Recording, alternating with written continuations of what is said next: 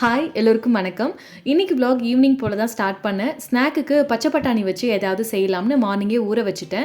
நாங்கள் ஜஸ்ட் பிளெயினாக பாயில் பண்ண சுண்டல் சாப்பிட்டுட்டோம். பாப்பாவுக்கு மட்டும் ஏதாவது டிஃப்ரெண்ட்டாக செய்யலாம்னு கொஞ்சம் அரை கப் வேக வச்ச பட்டாணியை மிக்சியில் தண்ணி எதுவும் ஆட் பண்ணாமல் கிரைண்ட் பண்ணி எடுத்துக்கிட்டேன்.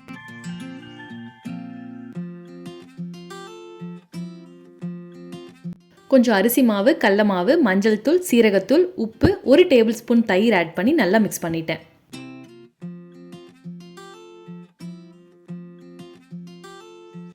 அப்புறமா இந்த ஷேப்பில் செஞ்சு தோசைக்கல்ல 1 டீஸ்பூன் ஆயில் விட்டு ஷாலோ ஃப்ரை பண்ணி கொடுத்தாச்சு.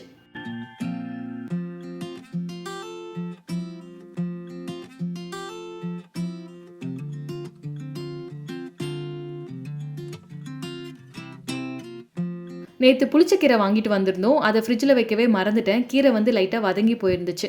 அதனால கடையில் மாதிரி செஞ்சு ஸ்டோர் பண்ணி வச்சுக்கலாம்னு ப்ரிப்பேர் பண்ணேன். இது வரைக்கும் புளிச்சக்கீரை சமைச்சதே இல்லை, ஃபர்ஸ்ட் டைம் ட்ரை பண்ண போகிறேன்.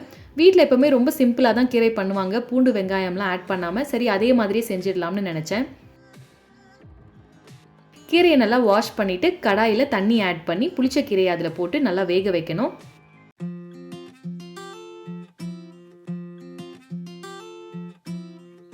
நம்ம கையில் ப்ரெஸ் பண்ணால் நல்லா இந்த மாதிரி ஆனதும் தண்ணி ட்ரைன் பண்ணிவிட்டு புளிச்சக்கீரையை எடுத்து வச்சுட்டேன். அப்புறம் எண்ணெயில் 5 காஞ்ச மிளகாய் போட்டு வதக்கிட்டு கொஞ்சம் புளி சேர்த்து அதோட புளிச்சக்கீரையும் சேர்த்து அரைச்சி எடுத்துக்கிட்டேன். தாளிப்புக்கு எண்ணெய் கடுகு போட்டாச்சு.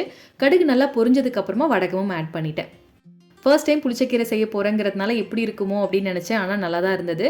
பட் கடைஞ்சிருந்தால் அதோட டேஸ்ட் டிஃப்ரெண்ட்டாக இருந்திருக்கும். பண்ணவே ரொம்ப சோம்பேறித்தனமாக இருந்தது. அதனால மிக்சியில் அரைச்சி எடுத்துக்கிட்டேன். இப்போ இதை ஏர்டைட் கண்டெய்னரில் ஸ்டோர் பண்ணி வச்சுட்டேன், நாளைக்கு யூஸ் பண்ணிக்கலாம்னு.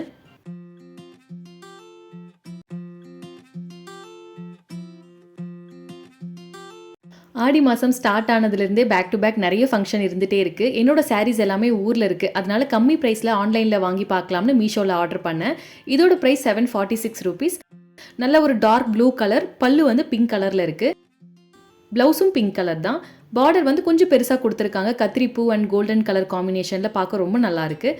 காஞ்சிபுரம் சில்க் சாரின்னு மென்ஷன் பண்ணியிருக்காங்க. பட் காஞ்சிபுரம் சில்க்லாம் இல்லை, அதோட டூப்ளிகேட் தான்.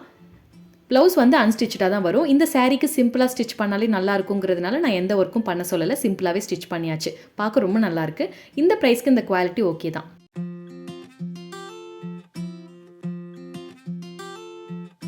அப்படி இந்த ஜுவல்ஸும் வாங்கியிருந்தேன். இதோட ப்ரைஸ் 470 ரூபீஸ். ஃப்ளோரா ஜுவல்லரி அப்படிங்கிற இன்ஸ்டாகிராம் பேஜில் வாங்கினது.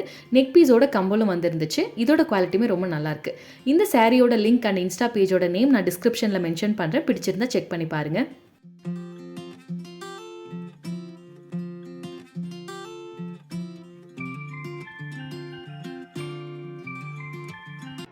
ஒவ்வொரு டைம் சமைச்சு முடிக்கிறப்ப கையோட கவுண்டர் டாப் க்ளீன் பண்ணி வச்சுட்டா தான் நமக்கு அடுத்து சமைக்கிறப்ப ஈஸியாக இருக்கும். இந்த ஸ்டாண்டில் என்ன தான் அடிக்கடி ஆர்கனைஸ் பண்ணி வச்சாலும் ஒரு சில டைம் இப்படி கலைஞ்சிடும். ஸோ இதெல்லாம் க்ளீன் பண்ணி வச்சுட்டு ஆர்கனைஸும் பண்ணி வைக்கணும்.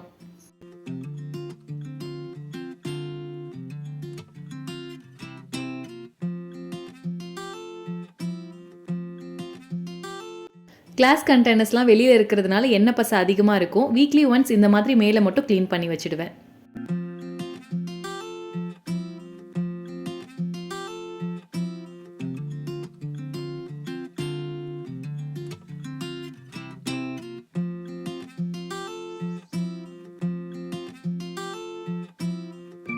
Ceramic jar last time exhibition போனப்போ வாங்கிட்டு வந்திருந்தேன். ஒரு ஜார் 80 ரூபீஸ்க்கு. ஒரு ஜாரில் மிளகாயும் இன்னொரு ஜாரில் புளியும் ஸ்டோர் பண்ணி வச்சுட்டேன். ஸோ இதையும் இங்கே இந்த ஸ்டாண்ட்லேயே வச்சுட்டா நமக்கு எடுக்க ஈஸியாக இருக்குங்கிறதுனால இங்கேயே வச்சுட்டேன்.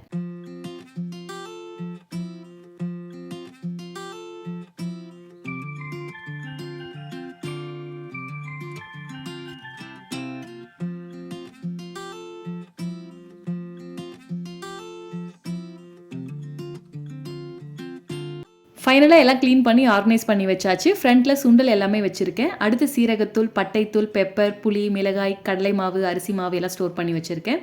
கீழே வந்து பட்டை, ஏலக்காய், சோம்பு, அஞ்சரை பெட்டிலாம் வச்சுட்டேன்.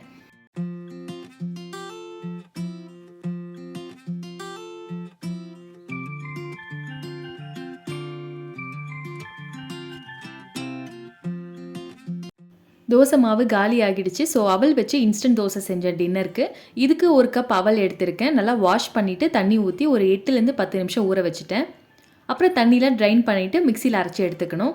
இதோட 1/2 கப் ரவை, 4லேருந்து 5 டேபிள் ஸ்பூன் தயிர், சால்ட் ஆட் பண்ணி 20 மினிட்ஸ்க்கு ஊற வச்சாச்சு.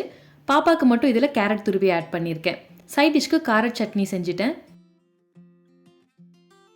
பாப்பாக்கு எப்பயும் போல் ஸ்பைசஸ் கம்மியாக தான் போட்டு செஞ்சுருந்தேன். That's it. இந்த வீடியோ இதோட முடியுது. தேங்க்ஸ் ஃபார் வாட்சிங். Bye bye.